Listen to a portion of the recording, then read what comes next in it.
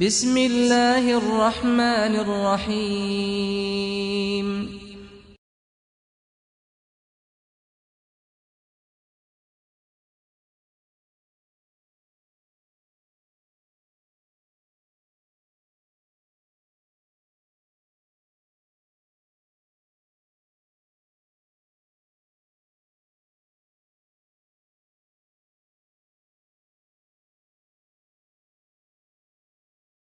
إن الحمد لله نحمده ونستعينه ونستغفره.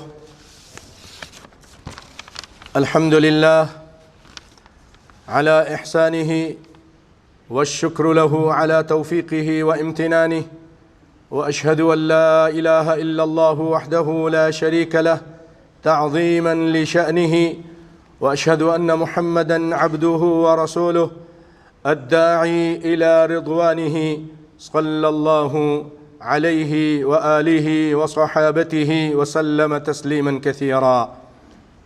اما بعد. حضرات محترم، پچھلے جمعے آپ نے شعبان کے فضائل اور اس سے متعلق کچھ باتیں سنی. آج اسی سلسلے کو آگے بڑھاتے ہیں کہ اللہ رب العالمین شعبان کی 15ویں تاریخ کو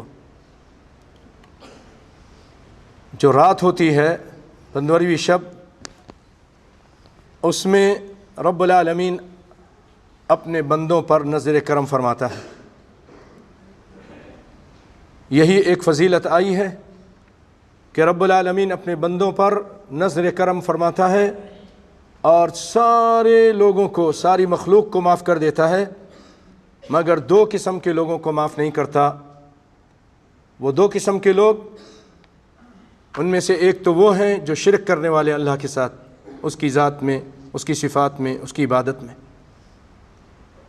چھوٹی سی مثال یہ کہ کہتے ہیں یا اللہ مدد، پھر کہتے ہیں یا پیر مدد، یا فلاں نبی مدد، یا جبریل مدد، کسی اور ولی کا نام لے کر پکارتے ہیں. یہ اللہ کے ساتھ شرک ہے. ایسے بندے کو اگر وہ معافی نہ مانگے اور توبہ نہ کرے اس کام سے، تو اللہ تعالیٰ اس رات میں بھی معاف نہیں کرتے. اور دوسرا بندہ وہ ہے کہ جو اپنے دل میں اپنے مسلمان بھائی کے لیے حقد، بغض، عداوت رکھتا ہے، دشمنی رکھتا ہے، معمولی باتوں پر، دنیاوی باتوں پر، اور سالوں اپنے رشتہ داروں سے، اپنے بھائیوں سے، اپنی بہنوں سے جو اس کی سگی بہنیں ہیں ان سے گفتگو نہیں کرتا، قطع رحمی کرتا ہے، قطع تعلق کرتا ہے. تو ان کے بارے میں آپ صلی اللہ علیہ وسلم نے فرمایا، جیسا کہ صحیح الجامع کی روایت ہے، فَيَغْفِرُ لِلْمُؤْمِنِينَ، اللہ تعالیٰ اس رات مومنوں کو معاف کرتا ہے، سارے مومنوں پر، سب کو معاف کرتا ہے. وَيُمْهِلُ الْكَافِرِينَ، اور کافروں کو ڈھیل دیتا ہے. وَيَدَعُ أَهْلَ الْحِقْدِ بِحِقْدِهِمْ، اور جو حقد والے ہیں، حسد اور بغض والے ہیں، عداوت اور دشمنی رکھنے والے ہیں، ان کو چھوڑ دیتا ہے، ان کو معاف نہیں کرتا.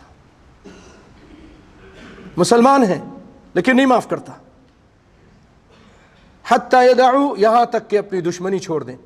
اگر آپ بخشش چاہتے ہیں اس 15ویں شب کو، تو آپ نے یہ 2 کام کرنے ہیں کہ آج ہی شرک سے توبہ کرنا ہے.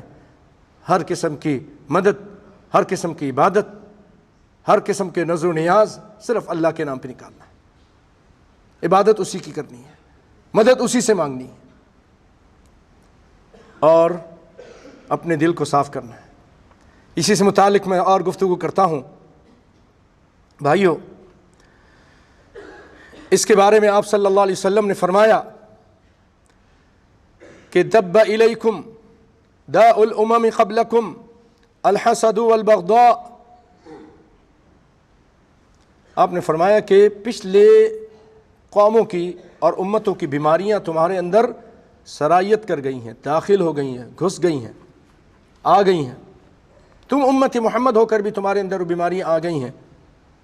وہ کون سی بیماریاں ہیں؟ حسد کرنا، حسد، اس کے پاس یہ کیوں ہے، اور اس کو اتنا پیسہ کیوں آ گیا، اس کے بچے اتنے پڑھ کیوں گئے ہیں، حسد کرتا رہتا ہے، جلتا رہتا ہے، بھنتا رہتا ہے، دنیا میں بھی جلتا، آخرت میں بھی جلے گا اگر توبہ نہ کی تو۔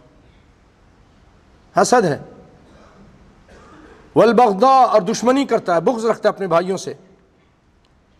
اور آپ نے فرمایا ہی الحالقہ، سن لیں غور سے جو لوگ ایسا کام کرتے ہیں، آپ فرماتے ہیں یہ گنجا کر دیتی ہے، یہ گنجا کر دیتی ہے۔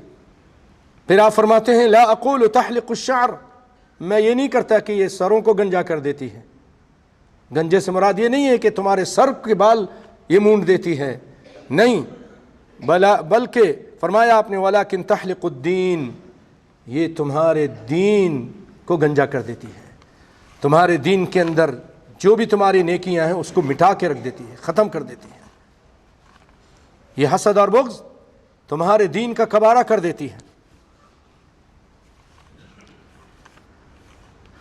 السلسلہ الصحیحہ، البانی رحمۃ اللہ علیہ جو آپ نے احادیث صحیحہ کی سلسلہ اور احادیث ضعیفہ اس میں اس کو روایت کیا۔ اور بھائیوں، میں نے جیسے پچھلے جمعے کہا تھا کہ اللہ کے سامنے اعمال پیش کیے جاتے ہیں۔ شعبان میں آپ سے جب آپ نے روزہ رکھا، کثرت سے روزہ رکھتے تھے، جیسا کہ شروع حدیث میں بیان ہوئی کہ اما عائشہ فرماتی ہیں کہ گویا کہ پورا مہینہ روزہ رکھ جاتے تھے شعبان کا۔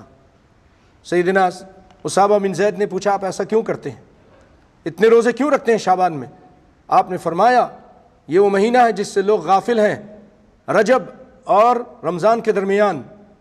پھر آپ نے فرمایا اس میں اعمال اللہ کے سامنے پیش کیے جاتے ہیں، تعرض الاعمال، اللہ کے سامنے اعمال، سالانہ رپورٹ سمجھ لیجئے اللہ کے سامنے۔ تو آپ فرماتے ہیں فأحب ان يعرض عملی وانا صائم، ان يرفع عملی وانا صائم، میں یہ چاہتا ہوں کہ جب میرے اعمال اللہ کے سامنے پہنچے، پیش کیے جائیں تو میں روزے سے ہوں۔ کائنات کے امام کی یہ سوچ ہے، ہم کیوں نہیں روزہ رکھتے؟